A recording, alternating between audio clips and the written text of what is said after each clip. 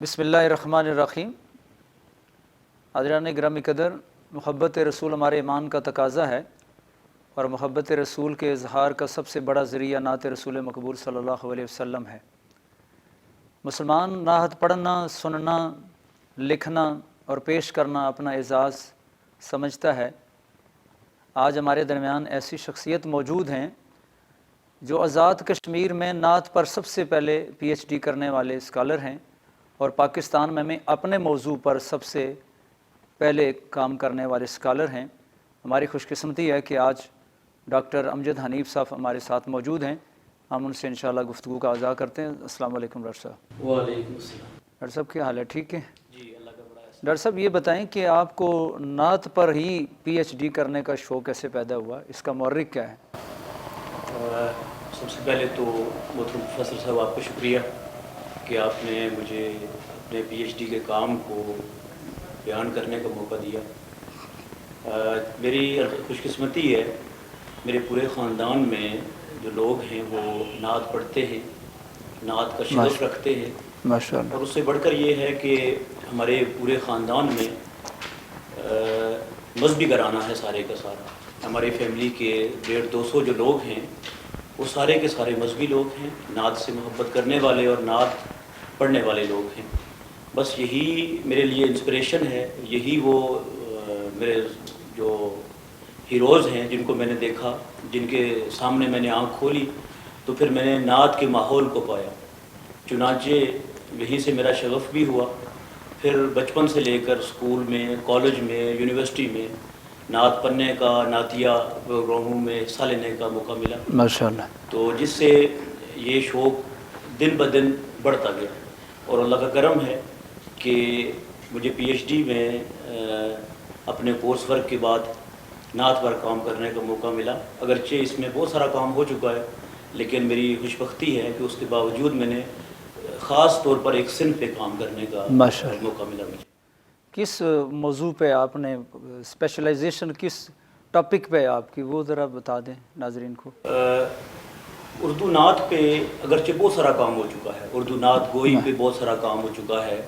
पाकिस्तान में नात गो शोरा कौन कौन से हैं, उनके नात का अंदाज़ कैसा है, इस पर बहुत सारा काम हो चुका है। तहम नात पर तनकीदी काम ना होने के बराबर था। अच्छा, तो क्या इधर तनकीदी काम जो, चूँकि आम बंदा तो तनकीद के मफहूम को ज़रा समझता नहीं है, उसको ज़रा क्लियर करें। नात पर तनकीद से क्या मफहूम मुराद है? अच्छा, एक अरसे तक हमारे शोरा ने, अपने उर्दू शोरा ने अपने दवावीन में, अपने मजमूहा कलाम में, अपनी शायरी में नात को हम्द के साथ सिर्फ खैर बरकत के लिए अपने दवावीन का हिस्सा बनाया। अच्छा। और एक वक्त तक शोराए कराम सिर्फ नबी मेहरबान सल्लल्लाहु अलैहि वसल्लम के हुस्न जमाल और आपके मौजज़ात को अपनी नात का हिस्सा बनाते रहे।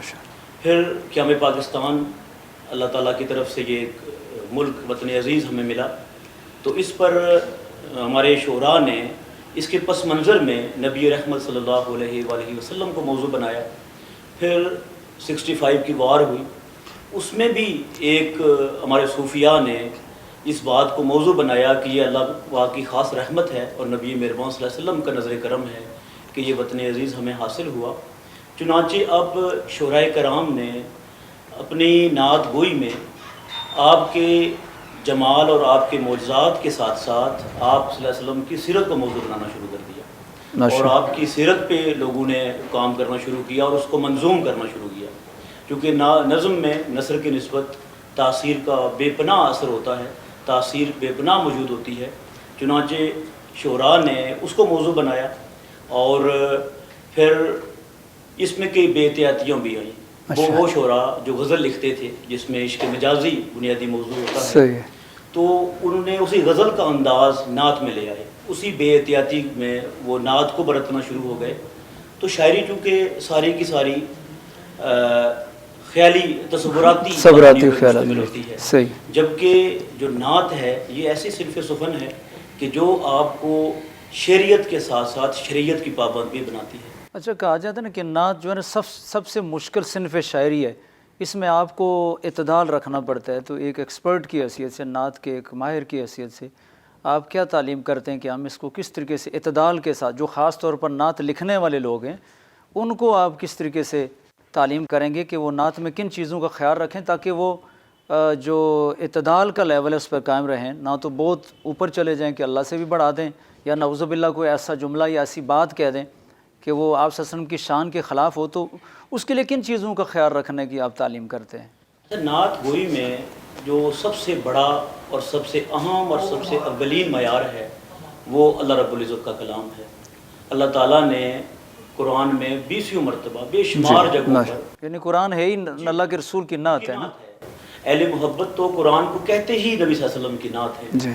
پھر اللہ کے نبی کی اپنی احادیث بے شمار مواقع ایسے ہیں کہ وہاں آپ نے ایک معیار مقرر کر دیا، تو یہ معیار ہمیں بہت ساری راہیں بھی مہیا کرتا ہے، لیکن ہمیں مشکل میں اس لیے ڈالتا ہے کہ ہم قرآن سے دور بھی ہیں۔ چنانچہ جب ہم قرآن سے دور ہوں گے تو ہم اس معیار سے بھی دور ہو جائیں گے جو نبی صلی اللہ علیہ وسلم، وہ اعتدال بھی نہیں قائم رکھ سکیں گے جو نبی صلی اللہ علیہ وسلم کی نعت کے لیے ضروری ہے۔ جی ہاں، یہی وجہ ہے کہ ہمارے ہاں پھر وہ جو غزل کا مخصوص رنگ تھا وہ نعت میں آ گیا۔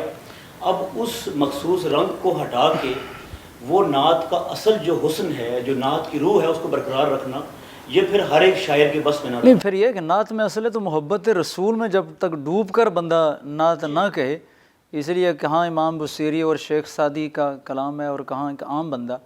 جی ہاں، تو احمد رضا خان بریلوی کا ایک شعر ہے کہ قرآن سے میں نے نعت گوئی سیکھی کہ رہیں احکام شریعت ملحوظ، کہ قرآن نعت وہی ہے کہ جو قرآن پاک کے تعلیمات اور نبی رحمت صلی اللہ علیہ وسلم کی احادیث کی روشنی میں کی جائے۔ اگر آپ بلکہ میرے خیال میں تو تمام شاعری جو قرآن اور حدیث کا جس شاعری کے اوپر عکس ہو، تاثیر ہو، تو وہ تو شاعری ایک نرالی شاعری بن جاتی ہے، جیسے اقبال کی شاعری ہم کہہ سکتے ہیں۔ تو کیا اقبال کو بھی کوئی پڑھنے کا موقع ملا اس تھیسس کے دوران آپ کو؟ ان کی جو محبت رسول ہے وہ مختلف شعروں میں تو اظہار کرتے ہیں، تو اس کو بھی پڑھنے کا موقع ملا؟ اقبال بنیادی طور پر ایک فلسفی ہیں، تو انہوں نے نعت اس روایتی انداز میں نہیں کہی جس طرح ہمارے شعراء نے نعت کو ایک الگ سے عنوان دے کر اپنی شاعری کا موضوع بنایا۔ تو اقبال کی شاعری جو کہ نبی مہربان صلی اللہ علیہ وسلم کی ذات اقدس کے گرد گھومتی ہے، آپ کی ذات کو ہی موضوع بناتی ہے، اس لیے آپ نے اپنی شاعری میں جا بجا نبی صلی اللہ علیہ وسلم اشعار کا ہے، ملیں گے، خواہ وہ فارسی کی شاعری ہو یا اردو کی شاعری، اس میں آپ کو جا بجا وہ اشعار ضرور ملیں گے جس میں نعت موجود ہے۔ بلکہ اقبال نے تو بہت سارے لوگوں کے لیے نئی راہیں متعین کی ہیں، جو میں ابھی آپ سے گزارش کر رہا ہوں کہ اقبال نے کہ شعراء کرام نے اپنے موضوع کو جو سیرت کی طرف لایا، صرف خیالی باتیں نہیں کی، تو وہ اقبال کو انہوں نے اپنا وہ ان کے لیے رول ماڈل رہا۔ یہی وجہ ہے جو کہ اقبال نے تو سیرت کو پیش کیا ہے، اقبال نے وہ رسمی نعت نہیں کہی ہے، اقبال نے اصلاحی اور لوگوں کے اندر نبی صلی اللہ علیہ وسلم کی محبت، انہوں نے تو گویا کہ اسلام کا اور ایمان کا اور اللہ کے رسول کا پیغام ہی اپنی شاعری کی صورت میں پیش کیا نا کہ جو کہ شاعری میں تاثیر بڑی زیادہ ہوتی ہے۔ آپ ایک پورے پیراگراف میں جو بات وہ ایک جملے میں کہہ دیتے ہیں شاعری، مصرے میں آپ کہہ دیتے ہیں، تو اقبال نے شاعری سے یہی کام لیا ہے۔ تو اس کے علاوہ اقبال سے پہلے مسدس حالی ایک بہت بڑی نعت کہا جاتا ہے، اردو کی اولین نعت کہا جاتا ہے، اور سب سے بڑی نعت مولانا حالی نے جو مد و جزر اسلام کے نام سے لکھی، جس کو بعد میں مسدس حالی کے نام سے یہ لوگوں میں مشہور ہوئی، جس میں 80 سے زیادہ اس کے اشعار ہیں اور وہ مسدس کی حیثیت میں ہے، تو وہ انہوں نے لکھی، جس میں نبی صلی اللہ علیہ وسلم کی سیرت کو پہلی مرتبہ کسی نے اتنے خوبصورت انداز میں پیش کیا، اور چونکہ وہ اسلام کے عروج و زوال کی داستان تھی تو پھر حالی اس لیے مد و جزر اسلام اس کو نام رکھا۔ اور چونکہ سر سید نے آپ سے یہ فرمائش کی تھی 1879 میں کہ آپ اسلام کے عروج و زوال کی داستان منظوم کریں، تو پھر 13 سال کی مدت میں آپ نے 1893 میں یہ کتاب پبلش ہوئی۔ اور اس سے پہلے آپ نے مولانا حالی نے، چونکہ نعت کی تنقید کی بات ہو رہی ہے، تو مولانا حالی نے اپنے دیوان حالی کے شروع میں مقدمہ شعر و شاعری کے نام سے کچھ اصول متعین کیے تھے شاعری کے، تو جب انہیں خود پھر یہ مسدس لکھنے کا شرف حاصل ہوا تو انہوں نے انہی اصولوں کو اپنے ہاں برت کے دکھایا، تو یہ ایک کامیاب کوشش تھی۔ اس سے پہلے جناب احمد رضا خان بریلوی جو ایک عالم بھی تھے اور ساتھ میں نعت گو شاعر بھی تھے، تو اس سے بھی نعت کو بڑا فائدہ پہنچا، اور اس سے بھی پہلے محسن کاکوروی اور امیر منائی 2 ایسے شعراء ہیں کہ جنہوں نے نعت کو باقاعدہ ایک صنف کے طور پہ لیا ماشاءاللہ. تو اس طرح پھر یہ رفتہ رفتہ یہ روایت ترقی کرتی گئی. نعت گوئی جیسے میں نے گزارش کی کہ اس کی روایت بہت پرانی ہے. کہا جاتا ہے کہ اتنا اردو ادب قدیم نہیں ہے. نہیں وہ تو ظاہر ہے ہم اللہ کے رسول صلی اللہ علیہ وسلم کی زندگی سے جب بلکہ اللہ کے رسول ابھی دنیا میں تشریف نہیں لائے تو آپ کی نعت تو اللہ پہلے ہی آسمانوں پر کر رہے ہیں. ہر نبی سے عہد لے رہے ہیں کہ میرا وہ نبی آئے گا اور تم نے اس پر ایمان لانا ہے. وہ توزرو ہو و تنصرو ہو کما قال، اس طرح کے الفاظ ہیں کہ تم اللہ تؤمنن ہو ولا تنصرن، یہ الفاظ ہیں کہ تم ضرور اس پر ایمان لاؤ گے. اور پھر خود نبی علیہ الصلوۃ والسلام کے سامنے حضرت ثانی بن ثابت کا شاعری کرنا، عبداللہ بن روا، کعب بن زہیر رضی اللہ عنہم یہ شاعر. تو ڈاکٹر صاحب قبل اس کے کہ ہم آپ کے کام کی طرف تھوڑا سا اس کی معلومات لیں، تو آج کل جو شاعری نعت گوش لوگ ہیں جو نعت وغیرہ پڑھ رہے ہیں، اس میں ایک جو ٹچ آ گیا ہے گانوں کے سٹائل کا، تو اس پر آپ کیا تبصرہ فرمائیں گے؟ ان لوگوں کو کس چیز کا خیال رکھنا چاہیے؟ کیا اس میں کوئی اس میں سمجھ رہا ہوں کہ جو بھی نعت پڑھتا ہے وہ اپنی کم علمی کی وجہ سے اور محض دنیاوی شہرت کی وجہ سے اور کہیں روپے پیسے کا لالچ بھی آتا ہے کہ آج کل نعت گو شعراء نے آج کوئی پیسے سے پھینکتے ہیں لوگ، تو پھر وہ جوش میں آ کے اس طرح کی چیز پیشے کے طور پہ اپنا لیا ہے. اور چنانچہ وہ اس بات کے قطع نظر کہ میں کس ذات کی تعریف کر رہا ہوں، ان کی توجہ اس بات پہ ہوتی ہے کہ مجھے اس کے بدلے میں ملے گا کیا. آپ دیکھ رہے ہوں گے کہ نعت گو شعراء، نعت خواں حضرات، نعت خواں حضرات وہ شعر کو بار بار پڑھ رہے ہوتے جس پر زیادہ پیسے ملے، جس پر لوگ زیادہ واہ واہ کر رہے ہوں، جبکہ نعت اس ذات ہستی کے لیے پڑھی جاتی ہے جس کے لیے اللہ نے سورہ حجرات میں فرما دیا کہ وہ ذات ایسی ہے، بڑی مشہور آیت ہے کہ اپنی آوازوں کو نبی مہربان صلی اللہ علیہ وسلم کی آوازوں سے اونچا نہ کرو، ایسا نہ ہو کہ تمہارے اعمال ضائع کر دیے جائیں اور تمہیں خبر بھی نہ ہو. اس طرح تو ہمارے علماء کی بالخصوص یہ ذمہ یا ایھا الذین آمنوا لا ترفعوا اصواتکم فوق صوت النبی ولا تجهروا له بالقول كجهر بعضکم لبعض ان تحبط اعمالکم وانتم لا تعلمون. اللہ فرما رہے ہیں اے ایمان والو، تم اپنی آوازوں کو نبی کی آواز سے اونچا نہ کرو اور ان سے اس طریقے سے بات نہ کرو جیسا آپس میں کرتے ہو، ایسا نہ تمہارے اعمال. تو خیر اس آیت کی تشریح میں بعض بزرگان دین نے کہا ہے کہ نبی صلی اللہ علیہ وسلم کا فرمان جہاں آ جائے، جہاں آپ کی بات ہو رہی ہو یا آپ کی نعت پڑھی جائے، تو اس مجلس کے بھی وہی آداب ہوں گے جو رسول اللہ صلی اللہ علیہ وسلم کی خود اپنی مجلس کے تھے. تو ڈاکٹر صاحب میں پوچھنا یہ چاہ رہا ہوں کہ یہ ماشاءاللہ بڑا بابرکت اور زبردست ایک عظیم کام کیا ہے. اس کام کے دوران آپ کی قلبی کیفیت، ظاہر نعت پہ آپ کام کر رہے ہیں تو انسان مختلف کلام پڑھتا ہے، مختلف شعراء کا کلام پڑھا ہے، تو آپ کی قلبی کیفیت کیا رہی اس دوران؟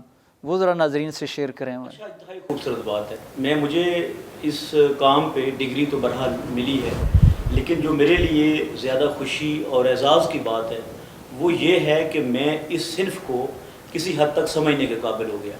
مجھے اتنا احساس ضرور ہو گیا کہ ہم اگر یہ سمجھتے ہیں کہ نعت میں بہت غلو کر کے بات کو بہت بڑھا چڑھا کے شاید ہم زیادہ اللہ کے نبی کی قربت میں چلے جاتے ہیں، تو ایسا نہیں ہے.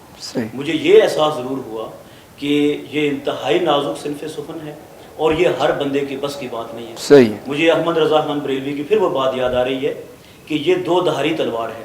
اگر آپ اس میں ذرا سا اضافہ کریں گے تو آپ اللہ رب العزت کے ساتھ نبی رحمت کو شریک کرنا شروع کر دیں گے، اور اگر کم کریں گے تو اس ذات کی شان کو کم کرنے کی ناکام کوشش کر رہے ہیں جس کی ذات کو اللہ رب العزت جس کے عزت اور احترام کو بڑھا رہا ہے. تو مجھے بہت ساری چیزیں سیکھنے کو ملی، مجھے کئی لوگوں سے ملنے کا اتفاق ہوا، کئی کتابیں میں نے دیکھی. کہ کوئی خاص جو مشہور معروف شعراء ہیں جن سے اس کام کے دوران آپ کی ملاقات ہوئی اور ان کی کس بات سے زیادہ امپریس ہوئے، آپ متاثر ہوئے، وہ ذرا؟ مجھے بڑی اچھی بات آپ نے کی کہ حب رسول جیسا عظیم کام شاید اس دنیا میں کوئی اور نہیں ہے. تو مجھے ایک بات کا بڑا خوشگوار احساس ہوا کہ جن شعراء سے میں ملا ہوں اگر وہ واقعی نعت گو شعراء ہیں تو انہوں نے اس محبت میں سے مجھے بھی کچھ حصہ دیا. ماشاءاللہ. مجھے اللہ کرے ہم سب کو اللہ کے رسول کی محبت کا حصہ بھی میسر آئے. مجھے کئی شعراء سے ملنے کا اتفاق ہوا. صبی الدین صبی رحمانی صاحب کو میں شاید نہیں بھول سکتا کبھی بھی. انہوں نے مجھے بہت ساری مدد کی، بے شمار تنقیدی اور تحقیقی کتب انہوں نے مجھے مہیا کی ماشاءاللہ. اور وہ کتابیں شاید ان گنت ہیں وہ سینکڑوں میں ہیں جو انہوں نے مجھے کتابیں مہیا کی، اور بغیر کسی ناموری کے احساس کے، شہرت کے لالچ کے انہوں نے مجھے کتابیں مہیا کی۔ یہ محبت رسول کی کا تقاضا ہے نا جی، کہ بندہ جب بھی نبی صلی اللہ علیہ وسلم کا کوئی کام آئے گا، آپ کی نعت کا اور دین کا کوئی کام ہے، تو ماشاءاللہ مسلمان جو ہے نا وہ اپنا تن من دھن سب کچھ پیش کرنے کے لیے تیار ہے۔ جی آپ بات ذرا مکمل کریں۔ مانی صاحب کیونکہ نعت رنگ ان کا ایک اپنا ادارہ ہے، اور وہ نعت پر تحقیقی اور تنقیدی کام کرتا ہے۔ وہ مثلا کچھ رسائل بھی ان کے آتے ہیں نعت پہ، معنی آتے ہیں، یہ کتابی سلسلہ ہے، ہر سال آتا ہے۔ اچھا، اور یہ 1995 سے یہ شروع ہوا، اور اس وقت تک اس کے 30 شمارے آ چکے ہیں ماشاءاللہ۔ اچھا، تو نعت پر ان کا بڑا خوبصورت کام ہے۔ ایک آدھ دفعہ مجھے 2-3 دفعہ انہوں نے جو میں نے کتابیں کہیں اس سے بڑھ کر انہوں نے میرے لیے بھیجی، تو میں نے ایک آدھ دفعہ ان سے گزارش کی کہ میں کچھ آپ کی خدمت کرنا چاہ رہا ہوں، کہ آپ میری توقع سے بڑھ کر میری مدد کر رہے ہیں، کیونکہ یہ تحقیقی کام بڑا کٹھن ہوتا ہے، بڑا مشکل ہوتا ہے، آپ بڑی محنت سے کام کر کے لے جاتے ہیں، لیکن کیونکہ آپ اپنے اس موضوع کے اندر قید ہوتے ہیں، آپ نہ اس سے باہر نکل سکتے ہیں اور نہ اس میں کوئی کمی چھوڑنے کے آپ متحمل ہو سکتے ہیں۔ جی ہاں، تو اس لیے جو کتابیں میں کہتا وہ بیچتے، تو میں نے ایک آدھ دفعہ ان سے کہا کہ میں کچھ مالی طور پر آپ کا تعاون کرنا چاہ رہا ہوں، کیونکہ آپ کا کام میری توقع سے بہت زیادہ ہے، تو ظاہر ہے اس میں بڑے اخراجات ہیں۔ تو انہوں نے بڑی خوبصورت بات ارشاد فرمائی، انہوں نے کہا کہ یہ جو کہ اللہ کے نبی کا کام ہے، ماشاءاللہ، زبردست۔ تو اگر کل قیامت کے دن آپ سے یقیناً پوچھا جائے گا کہ اس پرسعادت کام میں آپ کی کس نے مدد کی، تو آپ وہاں میرا نام لے لیجئے گا، اللہ، ماشاءاللہ، اللہ مجھے دے رہا ہے۔ سبحان ان سے اللہ۔ مل کر مجھے بہت خوشی ہوئی، بہت کچھ ان سے میں نے سیکھا بھی۔ ان کا کوئی کلام کوئی ذہن میں ہے کوئی؟ ان کا کلام بڑے مشہور کلام ہیں، وہ نعت بھی بہت اچھی لکھتے ہیں، وہ حمد بہت اچھی لکھتے ہیں۔ ماشاءاللہ۔ کوئی نعت ان کی، چونکہ نعت کے موضوع پہ ہمارا پروگرام چل رہا ہے، تو ان کی کوئی نعت، کوئی اس کا کوئی ایک آدھ دو شعر؟ کوئی مثل مصطفیٰ کا کبھی تھا نہ ہے۔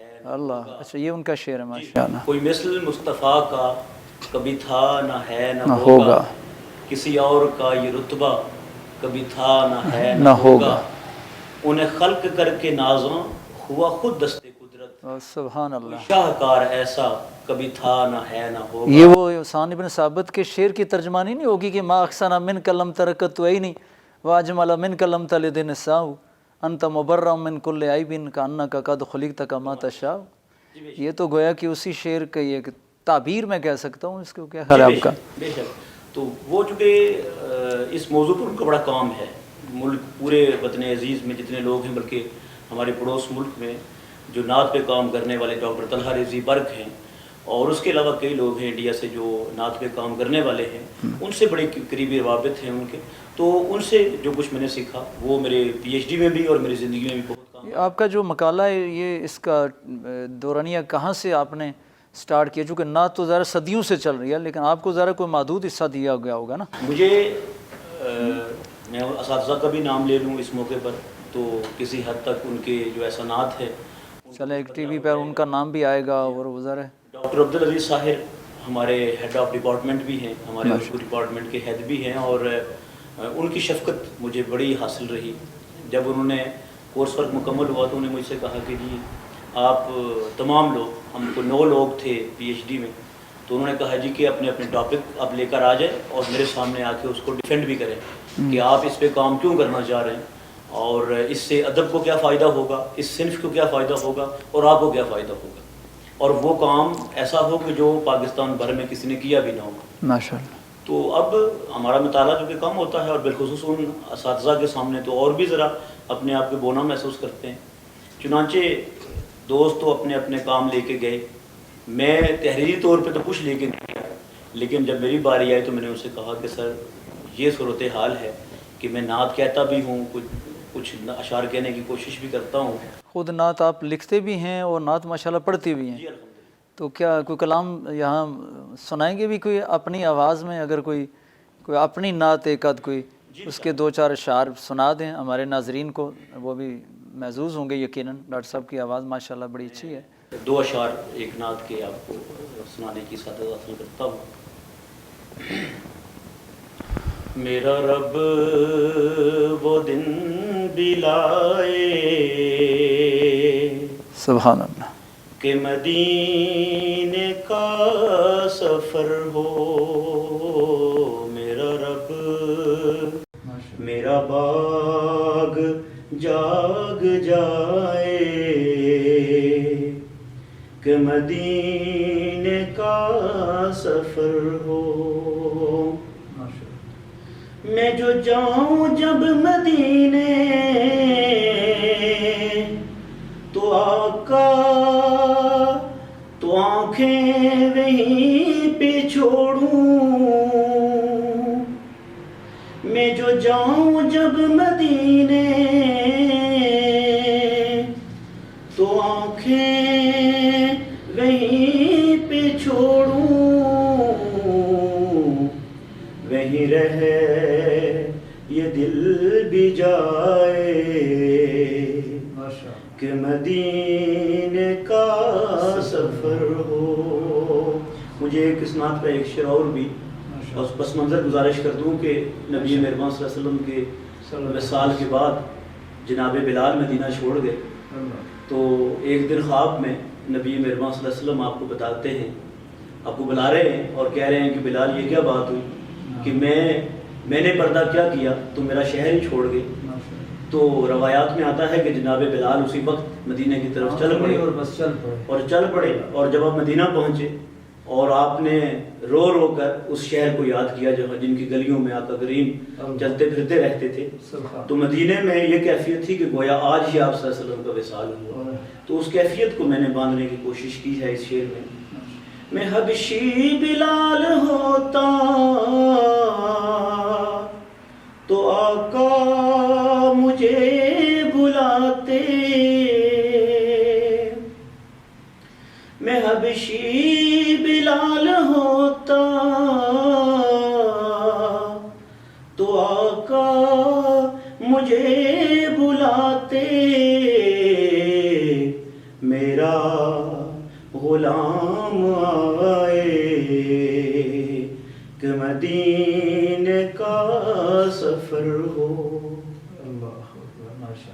تو میں عرض کر رہا تھا کہ آپ کے جو کام کا جو آغاز ہے وہ کہاں سے ہے؟ جی ہاں میں کتنا حصہ آپ نے جس پر آپ نے یہ کام کیا ناقدانہ کام کیا ہے سب سے زیادہ پھر کس کے کام سے آپ امپریس ہوئے زیادہ جو تجزیے کے دوران؟ مجھے کئی لوگوں کو پڑھنے کا اتفاق ہوا چونکہ آپ بطور ریفرنس دیگر لوگوں کو کوٹ کرتے ہیں اپنی بات کرتے ہوئے تو مجھے کئی لوگوں کو اپنے ہاں نقل کرنے کا بھی اتفاق ہوا ان سے ملنے کا بھی اتفاق ہوا. گزارش یہ کر رہا تھا کہ جناب عبدالعزیز صاحب جو ہمارے صدر شعبہ ہیں اردو کے ان سے جب میں نے گزارش کی کہ میں نعت پہ کام کرنا چاہ رہا ہوں تو انہوں نے کہا کہ نعت پر تو کافی کام ہو چکا ہے میرے لیے یہ خوشی کی بات ہے کہ آپ نعت پہ کام کریں گے لیکن آپ دیکھیں کہ نعت پہ کس صنف پہ. آزاد کشمیر میں آپ پہلے بندے ہیں جنہوں نے نعت پر پی ایچ ڈی کیا ہے. آپ سے پہلے آزاد کشمیر میں نہیں کی. آزاد کشمیر میں نعت پہ کسی نے پی ایچ ڈی نہیں کیا ایون کہ شاید ایم فل لیول کا کام بھی ایک صنف کے طور پہ اس پہ نہیں ہے. اور میرا کام بھی اس نوعیت کا ہے کہ یہ نعت پہ جتنا تنقیدی کام ہوا ہے تنقید میں خاص تحقیق کی زبان میں اس ٹرم میں یہ بات کر رہا ہوں کہ جو جتنا تحقیقی کام ہوا جتنی نعتیں کہی گئی ہیں جو تنقیدی کام ہوا ہے وہ معیار کتنا معیاری ہے وہ کتنا اچھا ہے اس پر میں نے ریسرچ کی ہے اس پر میری تحقیق ہے کہ جتنا تنقیدی کام ہوا ہے وہ کس نوعیت کا ہے. تو ساحر صاحب نے مجھے خود اس کام پہ لگا دیا کہ اچھا آپ اب ڈھونڈیں گے کہ کام کس طرح کرنا ہے. کوئی 15-20 دن میں لاہور اسلام آباد پنڈی اور لائبریریوں میں گھومتا پھرتا رہا دوستوں سے رابطے رہے کراچی کچھ جاننے والے ہیں جن کا نعت پہ بڑا خوبصورت کام ہے ان سے رابطے میں رہا تو بالآخر یہ اردو نعت شناسی کی روایت تو نعت شناسی کا مطلب نعتیہ تنقید ہی ہے. تو یہ جب کام میں نے ان کو دکھایا تو اس پر انہوں نے مجھے کہا کہ میں جب آپ نے کہا تھا کہ میں نعت پہ کام کروں گا تو میرے ذہن میں یہی ٹاپک تھا لیکن میں چاہ رہا تھا کہ آپ اس پہ خود کوشش کریں آپ اس پہ تگ و دو کریں محنت کریں اس میں یہ فائدہ ہوگا کہ آپ کو پھر پی ایچ ڈی کا کام کرنے میں آسانی رہے گی.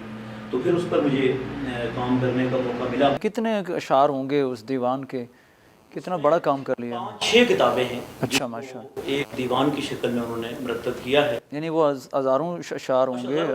وہ ہزاروں اشعار ہیں، بڑا ضخیم ان کا وہ دیوان ہے، مجھے دیکھنے کا اتفاق ہوا ہے، کم و بیش 2000 اشعار یا اس سے زیادہ ہوں گے، اس سے کم نہیں۔ ماشاءاللہ اور انہوں نے آقا کریم کی سیرت کو انتہائی خوبصورتی کے ساتھ، محبت کی آمیزش کے ساتھ انہوں نے اپنے ہاں نبھانے کی کوشش کی ہے، اور بہت حد تک وہ اس میں کامیاب ہوئے ہیں۔ وہ کئی شعراء کے لیے انہوں نے راہیں متعین کی ہیں آئندہ کے لیے، تو ان کو پڑھنے کا اتفاق ہوا۔ پھر نعت تنقید ہمارے ہاں کتابیں لکھی گئی۔ اردو کی اولین کتاب ڈاکٹر فرمان فتح پوری نے 1974 میں یہ بھارت سے شائع ہوئی، یہ کتاب انہوں نے لکھی جو نعتیہ تنقید کی پہلی کتاب ہے۔ پھر اسی نام سے جو اردو کی نعتیہ شاعری، اسی پر ڈاکٹر طلحہ رضوی برق کی بہت خوبصورت کتاب ہے، حوالے کی کتاب ہے، وہ انہوں نے لکھی۔ پھر رفیع الدین اشفاق صاحب، ان کی بہت خوبصورت کتاب اس پہ اردو میں نعت گوئی، وہ ان کی کتاب ہے۔ پھر ڈاکٹر ریاض مجید کی کتاب ہے اردو میں نعت گوئی، اسی اردو نعت گوئی ان کا PhD کا مقالہ ہے۔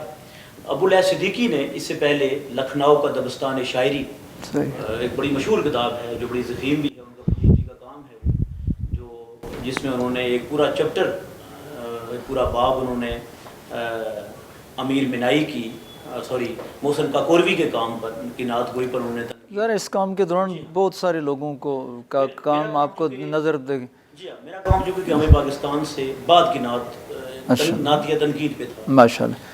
اچھا، پروگرام کا ذرا ہمارا وقت بھی اس طرح ہوگا، آپ کا بہت خوبصورت باتیں ہو رہی ہیں، لیکن آج کل نوجوان بھی کچھ لوگ ہیں جو شغف رکھتے ہیں شعر و شاعری کا، تو ان کو اگر نعت کی طرف موٹیویٹ کیا جائے، چونکہ اصل چیز تو ہے کہ اللہ کی حمد کی بیان کی جائے، اللہ کے رسول کی ثنا بیان کی جائے، تو ان کے لیے کیا پیغام دیں گے آپ کو کہ وہ عام غزل اور طرح کی نظمیں وغیرہ لکھنے کی بجائے اگر نعت کی طرف آئیں تو کن چیزوں کا ان کو خیال رکھنا چاہیے؟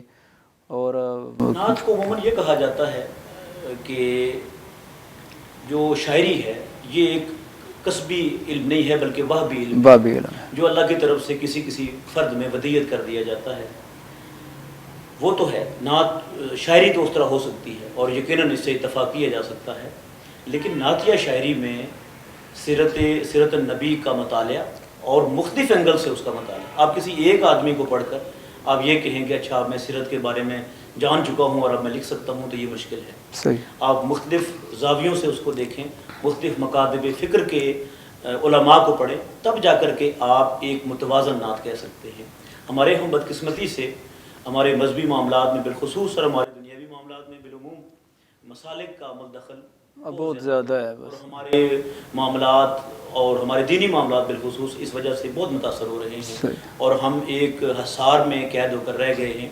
ہم کسی دوسرے مکتب فکر کے عالم کی، شاعر کی، کسی مفکر کی، مفسر کی بات ہم پڑھنے اور سننے کے لیے تیار نہیں ہوتے، چاہے جائے کہ اس نے کتنا ہی اچھا کام کیا۔ صحیح ہے، صحیح۔ تو شعراء کے لیے بھی یہی ہے کہ وہ اس حصار سے نکلیں، اور سیرت رسول کی جتنی ضرورت ہر دور میں رہی ہے یقیناً وہ ہماری رہنمائی کرتی رہی ہے ہر دور میں، لیکن اس پرفتن دور میں سیرت النبی کی جتنی ضرورت اب ہے، شاید اس سے پہلے بھی یقیناً ہوئی ہوگی، لیکن اب کی بات بہت زیادہ ضرورت ہے۔ تو ایک نعت گو شاعر کو اس لیے بھی سیرت کا مطالعہ بہت ضروری ہے کہ وہ نعت میں نبی صلی اللہ علیہ وسلم کی سیرت ہی کو تو بیان کرتا ہے، اس کے علاوہ تو نعت کا کوئی اور موضوع نہیں ہے، تو وہ اسی صورت میں بہتر انداز میں سیرت کو بیان کر سکتا ہے کہ جب اس نے، مجھے عارف عبد المتین کا وہ شعر یاد آ رہا ہے، جی، مجھے بہت اچھا لگتا ہے کہ اس نے سیرت کو ایک نئے اینگل سے اس شعر میں پیش کیا۔ اچھا، وہ کہتے ہیں کہ زندگی میری ہے طائف کے سفر کا پرتو، ماشاءاللہ، میں نے دکھ سہنے کی پائی ہے عادت تجھ سے، کہ مجھ پر کوئی مصیبتیں پڑتی ہیں تو میں دیکھتا ہوں کہ مجھے طائف میں کتنی مشکلات کا سامنا کرنا پڑا، لیکن آپ اپنی بات سے پیچھے نہیں ہٹے، تو میں آپ کی سیرت کو دیکھتا ہوں تو مجھے اپنے غم نہیں لگتے۔ ماشاءاللہ۔ تو اس طرح ہمارے شعراء کو اور جدید شعراء کو، بالخصوص غزل گو شعراء کو سیرت کا مطالعہ کرنا بہت ضروری ہے، اور وہ کامیاب شاعر اسی وقت بن سکتے ہیں کہ جب وہ شعریت کو اور شرعیت کو ساتھ لے کے چلیں گے۔ ایک بات، ایسی بات جس میں شرعیت کے اصولوں کو بھی پابندی ہو اور شعر کی جو محاسن ہیں وہ بھی اس میں شامل ہو جائیں، تو یہ شعر کی تاثیر کو دوبارہ کرتا ہے۔ ڈاکٹر صاحب، آخر پہ جو نعت پڑھنے والے لوگ ہیں، چونکہ آپ نے ناقدانہ جائزہ نعت کا جو ہے اس پہ مکمل ورک کیا ہے، PhD کی ہے، تو جو نعت پڑھنے والے لوگ ہیں ان کو کیا رہنمائی کریں گے کہ وہ کن آداب کا اور شرائط کا خیال رکھیں کہ تاکہ نعت کا جو اصل مقصد ہے وہ پورا ہو سکے، اور ہمیں جو ہے نا وہ اصل میں جو ہے نا کوئی ایسا معاملہ بھی نہ ہو کہ نعوذ باللہ کہ کوئی دین سے دوری والا کوئی معاملہ بھی ہو جائے۔ میں یہ سمجھتا ہوں کہ نعت خوان حضرات کو بالخصوص جو محافل کی زینت بنتے ہیں، جی مجھ جیسا بندہ کسی بھی تقریب میں جاتا ہے جہاں نعت ہو رہی ہو تو وہ اس لیے جاتا ہے کہ بہت اچھی نعت سننے کو ملے گی، اور جو وقت وہاں گزرے گا وہ عبادت میں گزرے گا۔ اب اگر وہاں وہ بازاری اشعار پڑھے جائیں جو جس سے اللہ کے نبی کی ذات اقدس کو راضی کرنا تو کجا وہ ناراضگی کا باعث بنے، جس سے اللہ رب العزت ناراض ہوں، تو اس سے دور رہنا چاہیے، اس سے نعت نہ پڑھنا بہت بہتر ہے۔ صحیح۔ تو ایک تو سب سے بڑی بات کہ آپ اپنا تعلق نبی مہربان صلی اللہ علیہ وسلم سے قلبی تعلق قائم کریں، صحیح، عاجزی اور انکساری۔ آپ نعت پڑھتے ہوئے یہ احساس دامنگیر رہے کہ میں جس ہستی کی نعت پڑھ رہا ہوں وہ بعد از خدا بزرگتائی قصہ مختصر ہے۔ صحیح، تو اس کی نعت پڑھتے ہوئے میرا دل کا تعلق مدینہ سے ہونا چاہیے۔ جب یہ احساس رہے گا تو پھر نعت میں عاجزی بھی آئے گی۔ ہمارے اسلاف یہ بات کہتے رہتے ہیں کہ نعت زبان سے بعد میں ادا ہوتی ہے، پہلے وہ دل سے ادا ہوتی ہے، تو اس کو دل سے ادائیگی وہ تو نہایت خوبصورت ہے، بہت اچھی بات ہے۔ اور پھر یہ کہ عاجزی اور انکساری کے ساتھ ساتھ سادگی اللہ کے نبی کو بڑی پسند ہے۔ پھر جس کلام کا وہ انتخاب کرتے ہیں پڑھنے کے لیے، وہ علماء سے مشورہ کر کے ان سے پوچھیں کہ میں یہ کلام پڑھنے جا رہا ہوں تو کیا یہ اس کی کوئی بات ہمارے جو دین اسلام نے جو اصول مقرر کیے اس کے منافی تو نہیں ہے، اس سے منافی تو نہیں ہے، یا پھر آپ کے پس منظر میں میوزک چل رہا ہے تو جس بات سے اللہ کے نبی گریزاں رہے، اسے نفرت فرمائی، اس کو حرام قرار دیا، وہ نبی صلی اللہ علیہ وسلم کی نعت کے ساتھ ہم چلا رہے ہیں، شامل ہو جائے تو پھر یہ لمحہ فکریہ ہے ہمارے لیے۔ اور پھر نعت پڑھنا تو درکنار، یہ پھر ہمیں اپنے ایمان کو بچانے کی فکر میں رہنا چاہیے۔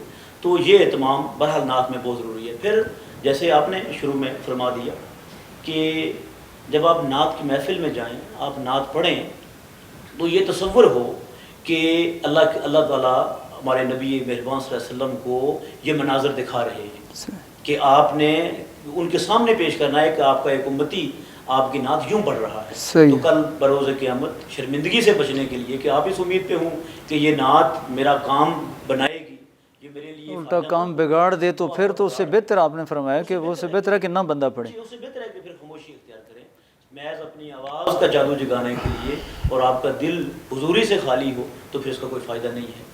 اقبال کے میں آپ سے گزارش کی نا کہ اقبال نے اپنی نعت میں یہی باتیں ہم تک بیان کی ہیں کہ جو نبی صلی اللہ علیہ وسلم کی نعت ہے، آپ کی تعریف ہے، آپ سے جو محبت ہے وہ انسانوں کو آپس میں جوڑتی ہے، وہ آپس میں انسانوں کو دور نہیں کرتی۔